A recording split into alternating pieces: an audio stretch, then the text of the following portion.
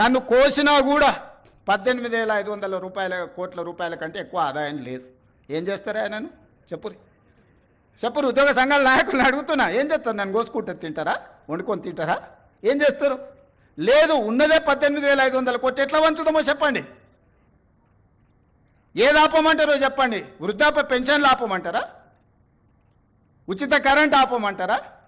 షాదీ ముబారక్ ఆపమంటారా? ఏ ఆపమంటారో చెప్పండి. ఏది ఆపుతారో ప్రజలకు చెప్పండి. అయ్యా మీది ఆపేసి మేము బోనసులు తీసుకుంటాం, మేము జీతాలు పెంచుకుంటాం, మేము అన్నీ మేము దినంగా మిగిలితేనే మీకు ఇస్తామని రైతు ప్రజలకు చెప్తా అంటే చెప్పండి. బహిరంగ సభ ఏర్పాటు చేద్దాం, 10 లక్షల మందిని చేస్తా. ఉద్యోగ సంఘాల నాయకులు మాట్లాడండి, మేము ఈ చిట్టి ఇచ్చిన ముఖ్యమంత్రికి దీని ప్రకారం పరిపాలన జరుగుతుంది అనేది ఇదొక మార్గం. లేదంటే 100 రూపాయలు ఉన్న పెట్రోల్ 200 చేద్దామా చెప్పురి. 30 రూపాయలకి ఇచ్చే బియ్యాన్ని 60 రూపాయలు చేద్దామా చెప్పురి. పప్పు ఉప్పు చింతపండు బెల్లం ధరలు 2 చేద్దామా చెప్పురి. ఏది పెంచుదామో చెప్పుండ్రి. ఎక్కడ ధరలు పెంచుదామో చెప్పుండ్రి. ధరలు పెంచకుండా ఉన్న పథకాలను ఆపకుండా కొత్త కోరికలు నెరవేరవు.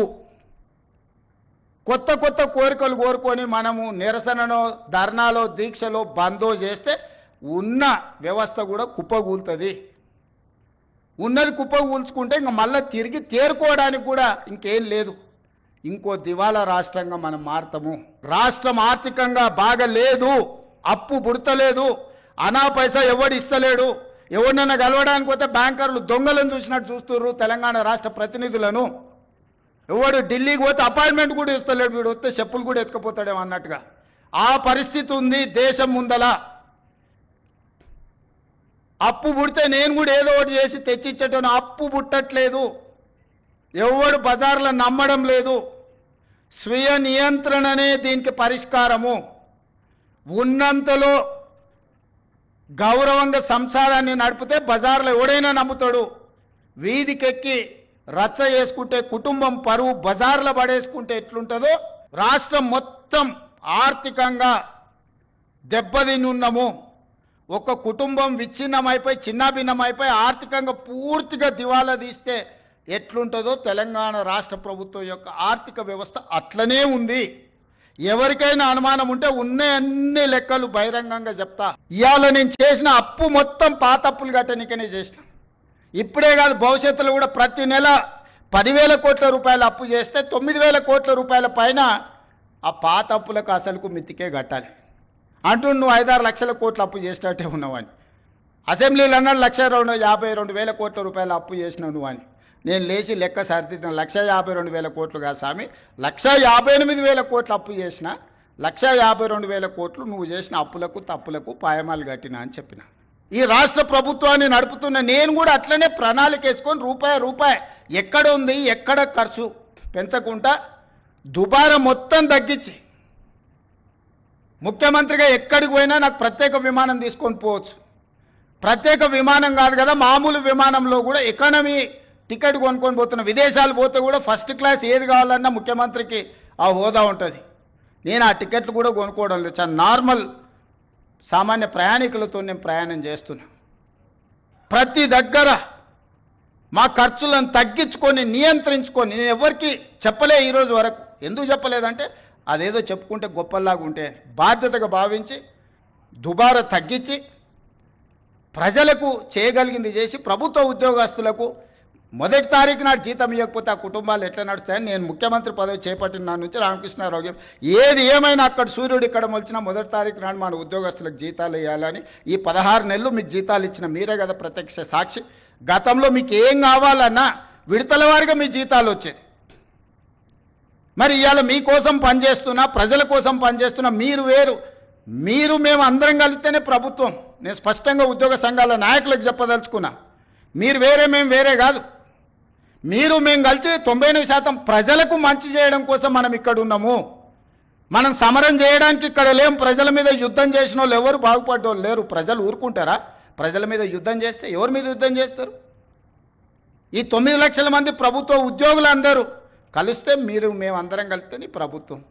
మనందరం కలిసి పనిచేస్తేనే పేదలకు మేలు జరుగుద్ది. ముఖ్యమంత్రి గారు మాట్లాడుతూ నన్ను ఎవరు నమ్ముతలేరు, అప్పు ఉడతలేదు, ఢిల్లీకి వెళ్తే దొంగను చూసినట్టు చూస్తుండ్రు, అపాయింట్మెంట్ కోసం పోతే చెప్పులు ఎత్తుకపోతాడేమో అని భయపడుతున్నారు. నాకు తెలిసి అయితే నాకు దగ్గర 48-49 ఏళ్ళు ఉన్నాయి. నేను కూడా రాజకీయాలను ఒక 35 ఏళ్ళకి వెళ్ళి చిన్నప్పటి నుంచి పేపర్లు చదివే అలవాటు ఉంది, టీవీ చూసే అలవాటు ఉంది, రాజకీయ కుటుంబంలో పుట్టినా కాబట్టి దగ్గర నేను కూడా ఒక 10-15 మంది ముఖ్యమంత్రులు వాళ్ళ నడవడిక వాళ్ళ మాట తీరువన్నీ చూసినాను. నాకు పక్కన చాలామంది విశేషమైన అనుభవం కలిగిన వాళ్ళు ఉన్నారు. కానీ బహుశా ఇంత దివాలా కోరు మాటలు మాత్రం బహుశా ఈ దేశ చరిత్రలనే ఏ రాజకీయ నాయకుడు కూడా మాట్లాడలేదు. ముఖ్యమంత్రి కాదు, ఏ రాజకీయ నాయకుడు కూడా మాట్లాడలేదు. ఒక్క మాటలో చెప్పాలంటే రేవంత్ రెడ్డి గారు నిన్న నాకు పరిపాలన చేత కాదు అని కాడి పడేసిండని చెప్పక తప్పదు. చాలా స్పష్టంగా కాడి వారేసి నాతో కాదు అని చేతులు ఎత్తేసిండు. ఇక అయిపోయింది, నాతో కాదని నిన్న స్పష్టంగా చెప్పిండు. ఎక్కడ పోయినా దొంగలాగా చూస్తున్నారో అంటున్నాడు ముఖ్యమంత్రి. మరి దొంగలెక్క కాకపోతే ఎట్లా చూస్తారు? దొంగలెక్కనే చూస్తారు. నోట్ల కట్టలతో దొరికిపోయిన దొంగను ఖచ్చితంగా దొంగనే అంటారు, దొంగనే చూస్తారు. ఒక విశ్వసనీయత లేని ఓటుకు నోటు దొంగను కాంగ్రెస్ అనే ఒక ఎర్రి పార్టీ గుడ్డిగా నమ్మి సీఎం చేసింది. కానీ ఖచ్చితంగా దేశంలో మిగతా వాళ్ళు మాత్రం నమ్ముతలేరు. మోసగాళ్లను దొంగలే అంటారు ముఖ్యమంత్రి గారు. ఖచ్చితంగా అది ఈరోజు కాదు, చివరి రోజు దాకా కూడా నీ పరిస్థితి అదే ఉంటుంది, యాద పెట్టుకొని చెప్తున్నా. నన్ను కోసుకొని తింటారా అంటుండు ముఖ్యమంత్రి. నన్ను కోసుకొని వండుకొని తింటారా? ఇది ఒక ముఖ్యమంత్రి ప్రభుత్వ ఉద్యోగులను ఉద్దేశించి మాట్లాడిన మాట. అయ్యా ముఖ్యమంత్రి గారు, నిన్ను కోసుకొని తినేంత పిచ్చోడెవడు లేడు. నువ్వే నీ తలమాసిన విధానాలతో రాష్ట్రాన్ని కాల్చుక తింటున్నావు. రాష్ట్రాన్ని సంవత్సరంన్నర రాచి రంపాన పెడుతున్నావు నువ్వు. ఇది వాస్తవం. ఇలా రాష్ట్ర ప్రజలు ఒక మౌలికమైన ప్రశ్న అడుగుతున్నారు. కేసీఆర్ ఉన్నప్పుడు కరెంట్ ఎందుకు మంచిగా ఉండే, ఇప్పుడు మంచిగా ఎందుకు లేదు? కేసీఆర్ ఉన్నప్పుడు మంచినీళ్ళు ఎందుకు మంచిగా వస్తుండే, ఇప్పుడు ఎందుకు వస్తలేవు? ఎండాకాలం రాగానే మళ్ళీ ఆగం ఎందుకు అవుతుంది? మళ్ళీ బిందెలు పట్టుకొని రోడ్డు మీదకి ఎందుకు పోవాలి? కేసీఆర్ ఉన్నప్పుడు రైతు బంధు పడుతుండే, ఇప్పుడు ఎందుకు పడతలేదు? కేసీఆర్ ఉన్నప్పుడు టైంకు పెన్షన్లు వస్తుండే, ఇప్పుడు 2 నెలలు ఎందుకు ఎగ్గొడుతుండు? కేసీఆర్ ఉన్నప్పుడు చెప్పిన ప్రతి పని చేస్తుండే, ఇప్పుడు ఎందుకు చేయలేకపోతున్నాడు?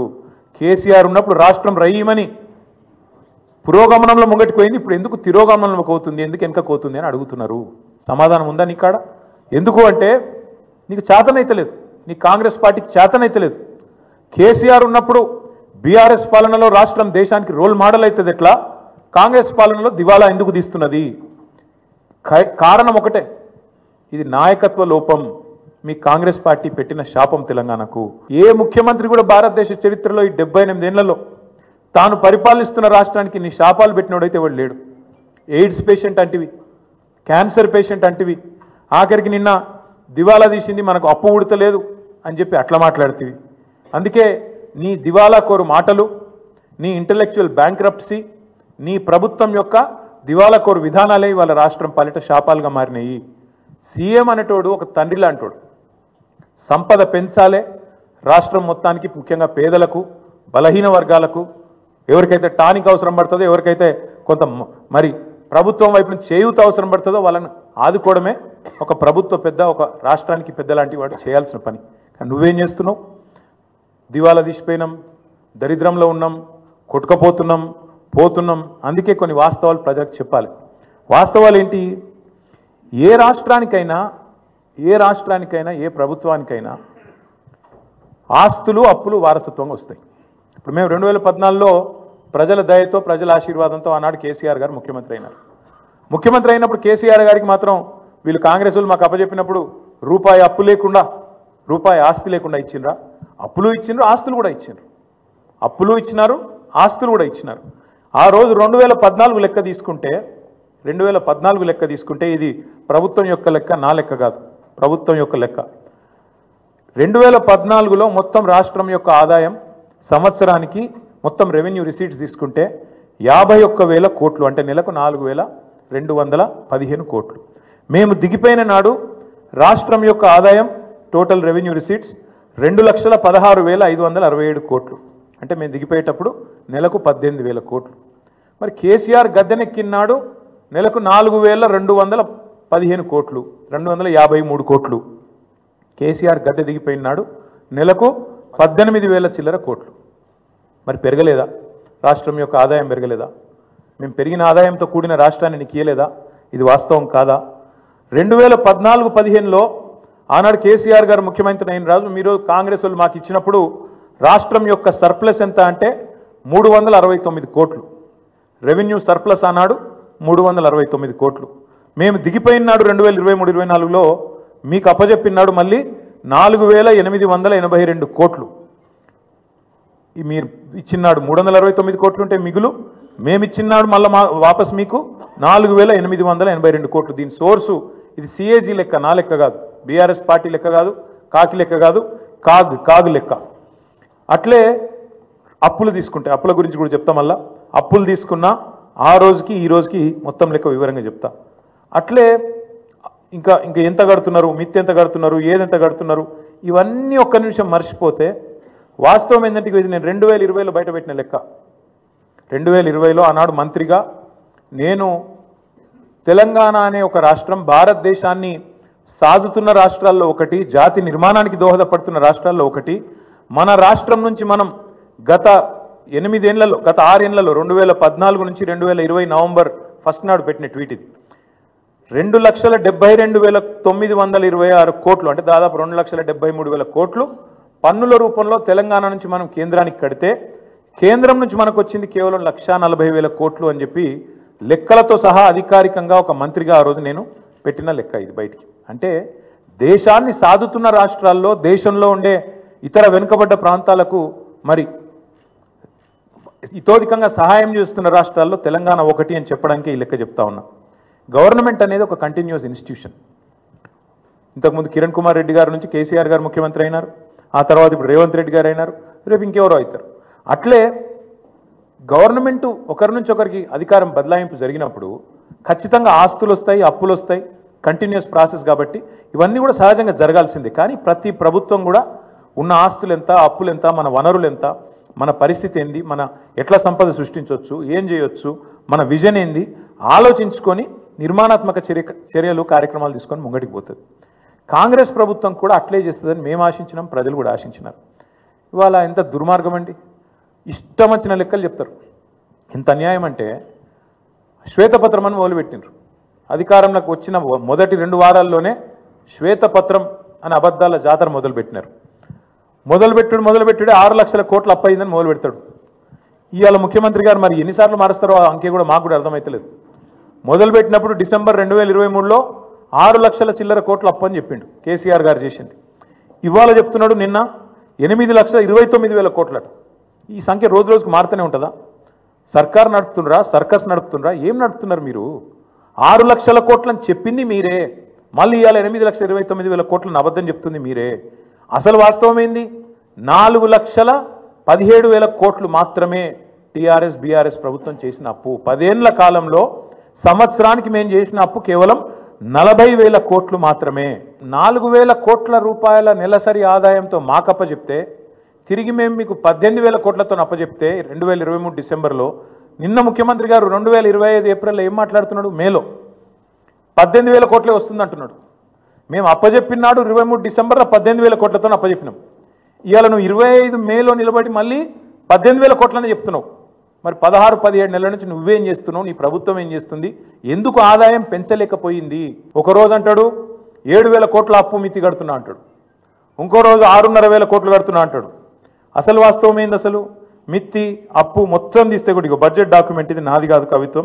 మొత్తం ఈ ప్రభుత్వం చెప్పిన లెక్క ఎంత తప్పు అంటే రేవంత్ రెడ్డి గారు చెప్తుంది ఎంత పచ్చి అబద్ధం అంటే, ఒకరోజు 6,000 కోట్లని, ఒకరోజు 7,000 కోట్లని మొత్తం చెప్పింది ఒక ఎత్తు అయితే, మొన్న అసెంబ్లీలో మార్చి నెలలో అసెంబ్లీలో గత 14 నెలలలో రేవంత్ రెడ్డి చెప్పిండు, అది కూడా 14 నెలలలో 64,768 కోట్లు కట్టినా అని చెప్పిండు. బయటనేమో 7,000 కోట్లను ఒకసారి, 6,500 కోట్లను ఒకసారి, నిన్న 10,000 కోట్లు నెలకు అని చెప్తాడు. అసెంబ్లీలోనేమో 14 నెలల్లో 64,768 కోట్లు అని చెప్పిండు. అంటే అల్టిమేట్గా ఏంది? ఆయన చెప్పిన లెక్క ప్రకారం అసెంబ్లీలో చెప్పింది నెలకు 4,600 కోట్లు. అది కూడా తప్పే. 6,000 తప్పే, 6,500 తప్పే, 7,000 కోట్లు తప్పే, 10,000 కోట్లు తప్పే, నెలకు 4,626 కోట్లు కూడా తప్పే. ఇది ఆర్బీఐ రిపోర్టు. దీని ప్రకారం నెలకు తెలంగాణ ప్రభుత్వం కడుతున్నది అసలు మిత్తి కలిపి కేవలం 2,000 కోట్లు మాత్రమే. ఇది కాగు లెక్క, ఆర్బీఐ లెక్క, ఇదేదో కాకి లెక్క కాదు.